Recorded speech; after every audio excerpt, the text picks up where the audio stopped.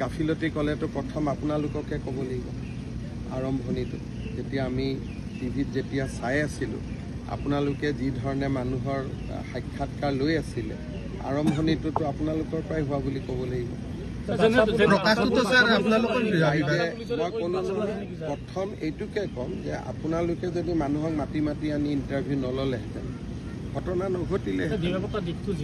মানে ক'লো নহয় যে প্ৰথম যদি এইকাৰণে মোক এইটো বিষয়ে সুধিব নালাগে সুধিলে মই আপোনালোককে ক'ব লাগিব কাৰণ প্ৰথম আৰম্ভণিটো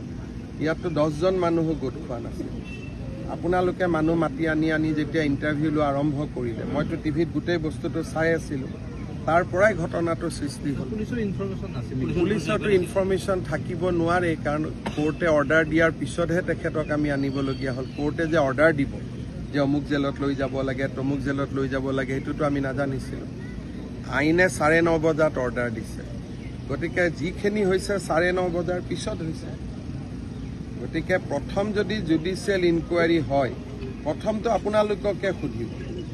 যে আপোনালোকে যিখিনি মানুহক গোটাই উত্তেজিত কৰি যিটো ইণ্টাৰভিউ লৈ আছিল